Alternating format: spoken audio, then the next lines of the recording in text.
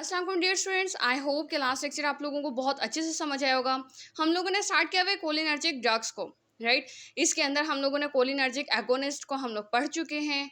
Cholinergic antagonist को हम लोग कंटिन्यू करेंगे। हम लोगों ने पढ़ा कि कोलिनर्जिक एंटागोनिस्ट जो है वो पैरासिम्पैथोलिटिक ड्रग्स भी कहलाई जाती हैं, और या फिर आप लोग इसको एंटी कोलिनर्जिक ड्रग्स का नाम भी देते हो।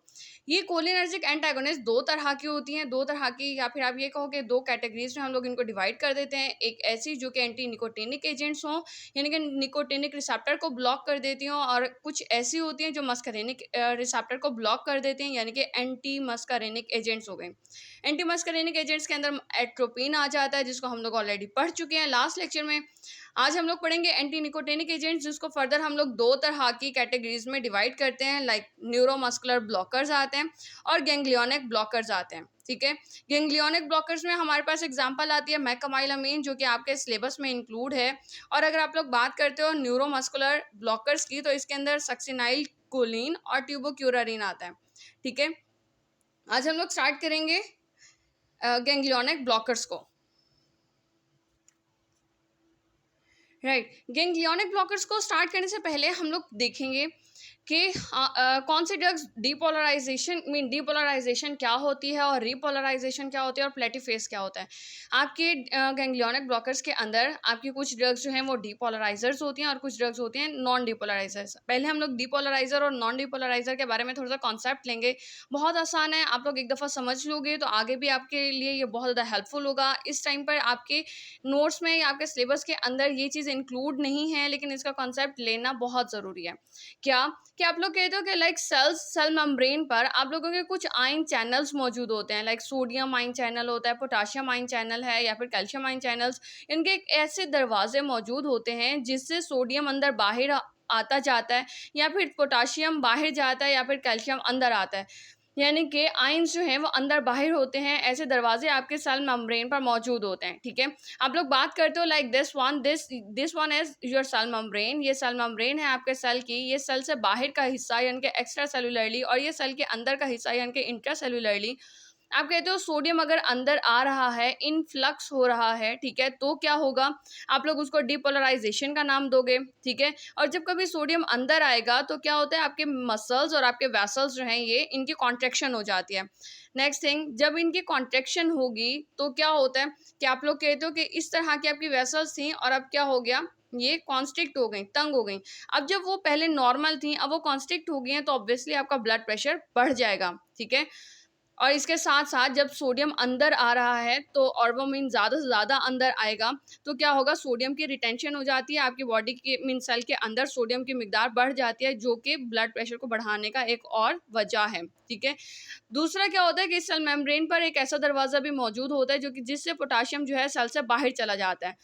पोटाशियम के आउटफ्लक्स को, यानी कि पोटाशियम के बाहर जाने को आप लोग नाम देते हो रीपोलराइजेशन का।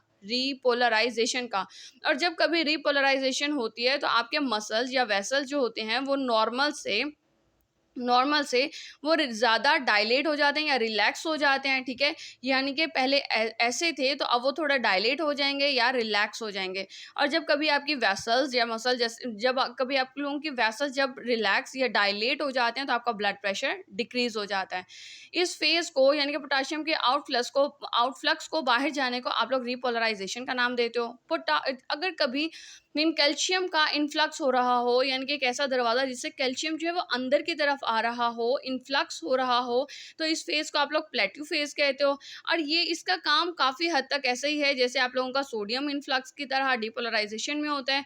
जब कभी कैल्शियम अंदर की तरफ आएगा तो क्या होगा कि आपके जो मसल्स या वेसल्स जो हैं वो कॉन्ट्रैक्ट होंगे, यानी कि सिकुड़ जाएंगे, जिसकी वजह से फिर ब्लड प्रेशर हाई हो जाएगा, राइट।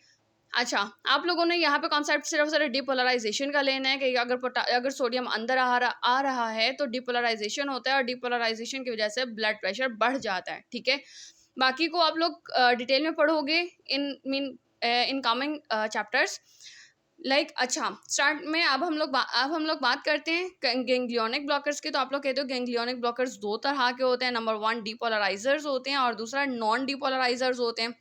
डीपोलराइजर्स हैं यानी कि मसल्स की कॉन्ट्रैक्शन करेंगे, ठीक है, सोडियम अंदर आ रहा है, सोडियम की रिटेंशन कर देते हैं, मसल्स की कॉन्ट्रैक्शन कर देंगे, वेसल्स की भी कॉन्ट्रैक्शन कर देंगे।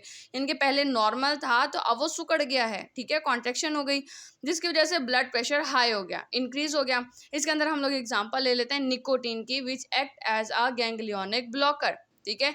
अगर अब हम लोग नॉन डिपोलराइजर्स की बात करें तो अब ये क्या करेंगे, नॉन डिपोलराइजर्स हैं, यानी कि इसके एक्शन को अब ब्लॉक कर देंगे, ठीक है, या फिर स्टॉप कर देंगे, या फिर टेम्पररी तौर पे स्टॉप कर देंगे, या सीज कर देते हैं।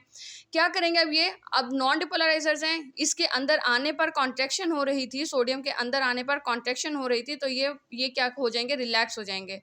सोडियम अंदर नहीं आएगा ना, फिर तो क्या होगा, मसल रिलैक्स हो जाएंगे। वेसल्स यहाँ पर कॉन्ट्रैक्ट हो रहे थे तो यहाँ पे वेसल्स रिलैक्स या आप कहते हो डायलेट हो जाते हैं, और डायलेट होने पर क्या होता है, आपका ब्लड प्रेशर डिक्रीज हो जाता है। यहाँ पर आपका सोडियम रिटेंशन अंदर आकर वो रह गया था, तो यहाँ पे सोडियम अंदर आएगा ही नहीं, तो फिर सोडियम रिटेंशन नहीं होगी, ठीक है। और इसके अंदर आप लोगों की एग्जाम्पल आ जाती है मैकअमाइलामीन की। हम लोग की आज की ड्रग जो है वो है मैकअमाइलामीन, ठीक है। हम लोग कहते हैं कि ये नॉन डिपोलराइजर भी है, ठीक है, और दूसरी ये गैंग्लियोनिक ब्लॉकर भी है, right. Let's start our drug. आप लोग कहते हो मैकअमाइलामीन के बारे में अब हम लोग जानते हैं कि ये गैंग्लियोनिक ब्लॉकर है, ठीक है, हम लोगों को पता है कि गैंग्लियोनिक ब्लॉकर है। फिर ये क्या करती है, कॉम्पिटिटिव है, ये non depolariser of the nicotinic receptor, यानी कि निकोटिनिक रिसेप्टर पर ये जाकर कॉम्पिटिशन करती है एसिटाइलकोलिन के साथ, ठीक है, कि मैंने उसके साथ बाइंड करना है, ठीक है। और फिर क्या करती है, वो खुद बाइंड हो जाती है एसिटाइलकोलिन को हटाकर। और ये क्या है, नॉन डिपोलराइजर भी है, ठीक है, यानी कि जो उसकी सोडियम की अंदर एंट्री हो रही है, इन्फ्लक्स हो रहा है, उसको वो रोक देता है, ठीक है। यानी कि बिल्कुल ऐसे जैसे हम लोगों ने अभी पढ़ा था कि यहाँ पर सोडियम के जो इन्फ्लक्स हो रहा है, ठीक है, सोडियम का जो इन्फ्लक्स हो रहा है इसको ये स्टॉप कर देता है, यानी कि act as a non depolariser, ठीक है। नेक्स्ट वन, आप लोग कहते हो is a competitive non depolariser हो गया ऑफ निकोटिनिक रिसेप्टर्स। फिर इसके बाद आप लोग कहते हो act on both parasympathetic and sympathetic autonomic ganglia. ये गैंग्लियोनिक ब्लॉकर है, तो ये पूरे गैंग्लिया को ब्लॉक कर देती है, चाहे तो वो पैरासिम्पैथेटिक ऑटोनॉमिक गैंग्लिया हो या फिर वो सिम्पैथेटिक ऑटोनॉमिक गैंग्लिया हो। गैंग्लिया होता क्या, गैंग्लिया एक लाइक अ स्टेशन, एक स्टेशन के तौर पर आप लोग कहते हो ये एक स्टेशन है जहाँ पर आपकी ड्रग, आपके नर्व बहुत सारे नर्व फाइबर्स जो हैं जो वहाँ पे आके क्लस्टर बनाते हैं और अपने न्यूरोट्रांसमीटर्स को रिलीज कर देते हैं, राइट। लाइक आप लोग बात करते हो लाइक अगर आप लोगों के पास एक नर्व फाइबर था, ठीक है, ये एक न्यूरॉन हो गई, दूसरा न्यूरॉन हो गया, इनके दरमियान में साइनैप्स आता है, ठीक है, दो नर्व फाइबर्स के दरमियान में साइनैप्स आता है। लेकिन एक क्लस्टर ऑफ नर्व फाइबर्स हो, ठीक है, एक क्लस्टर ऑफ नर्व फाइबर्स हो, और यहाँ पर भी क्लस्टर ऑफ नर्व फाइबर्स हो, तो इन दोनों के दरमियान में जो रिले स्टेशन होगा इसको आप लोग गैंग्लिया का नाम देते हो। इसको अगर आप लोग एक्सप्लेन करना चाहो तो आप लोग कहते हो ganglia is like a station where many nerve fibers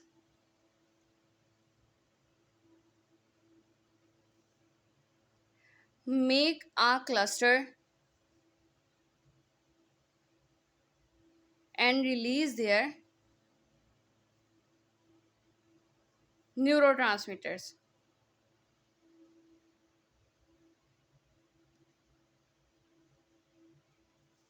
right. आप लोग बात करते हो कि गैंग्लिया क्या है, ganglia is like a station, यानी कि एक बिल्कुल ऐसे जैसे बस स्टेशन है जहाँ पर बहुत सारी बसेस आती हैं, अपने पैसेंजर को उतारती हैं, और उसके बाद वो दूसरे वो जो पैसेंजर्स हैं वो दूसरी गाड़ियों पर जाके चढ़ जाते हैं, ठीक है। यानी कि एक टर्मिनल के तौर पर है कि जहाँ पर बहुत सारी बसेस आकर रुकती हैं, एक जहाँ पर क्या होगा कि मुसाफिर एक गाड़ी से उतरता है और दूसरी गाड़ी पर सवार हो जाता है अपनी मंजिल तक जाने के लिए। गैंग्लिया बिल्कुल ऐसे एक्ट करते हैं, राइट। अब आप लोग बात कर रहे थे कि is a competitive is a competitive non depolariser of nicotinic receptor हो गया, ठीक है, और ये एक्ट करता है किसके ऊपर, दोनों के ऊपर, पैरासिम्पैथेटिक और सिम्पैथेटिक ऑटोनॉमिक गैंग्लिया के ऊपर। अब ये दोनों को ही ब्लॉक कर देगा, राइट। अब हम लोग बात करते हैं अगर फार्माकोकाइनेटिक्स की, यानी कि हमारी बॉडी इसके साथ क्या करती है, ठीक है।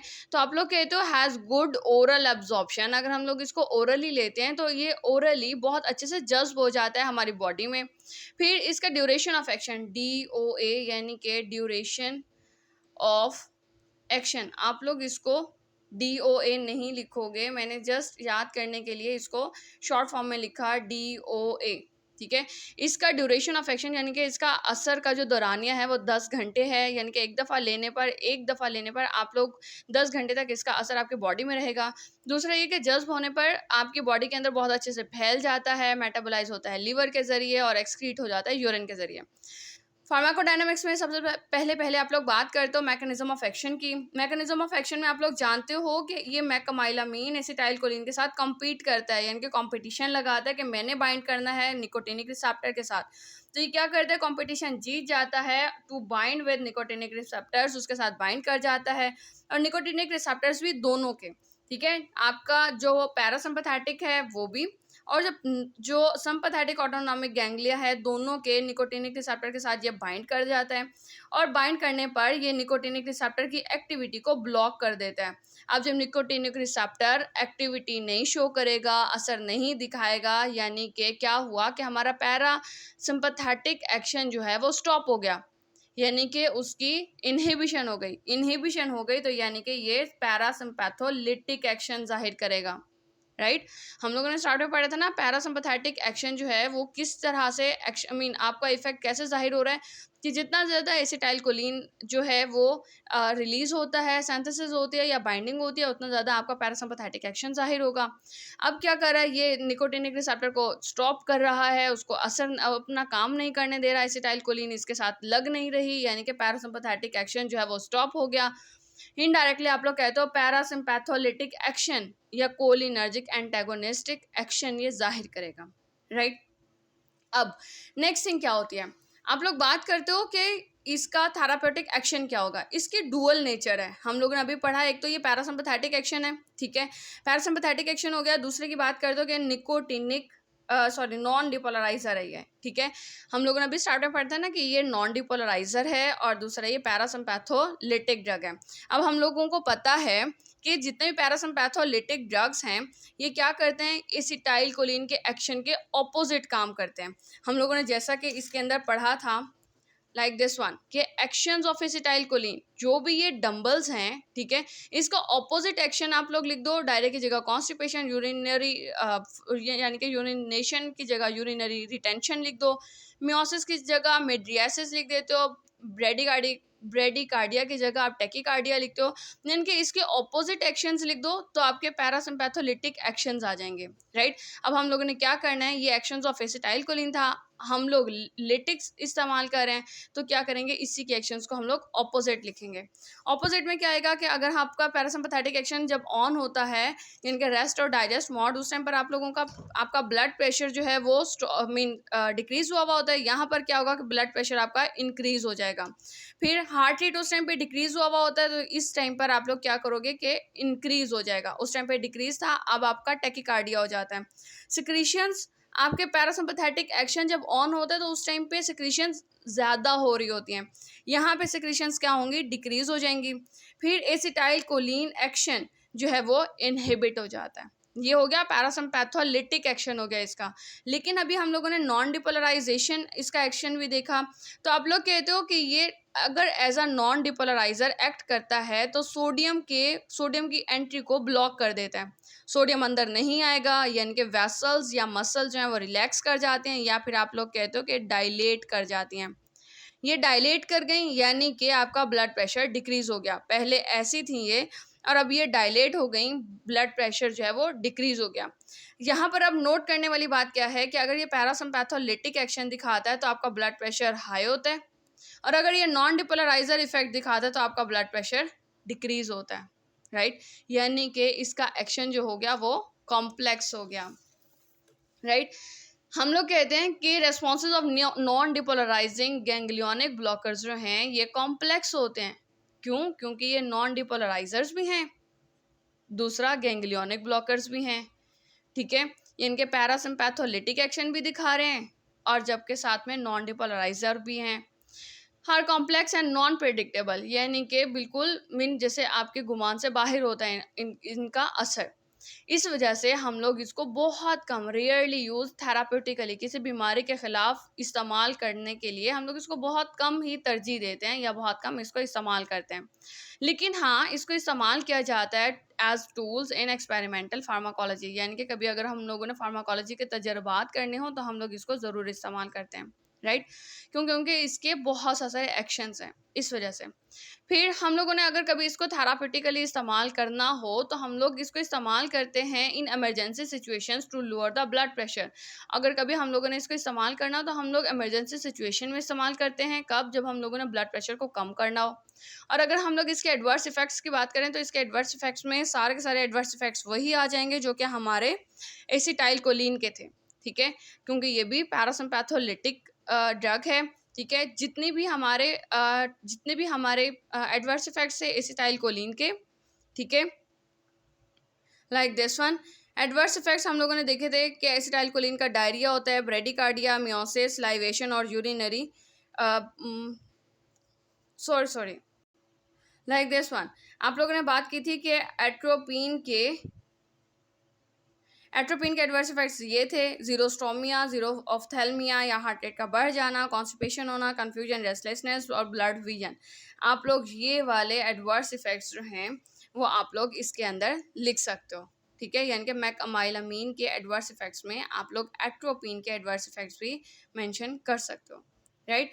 आज का लेक्चर यहीं तक था। नेक्स्ट टाइम हम लोग इंशाल्लाह स्टार्ट करेंगे न्यूरोमस्कुलर ब्लॉकर्स को।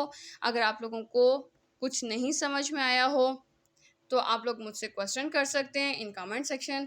और अगर आप लोगों को लेक्चर समझ में आया तो kindly like this video. Thank you so much.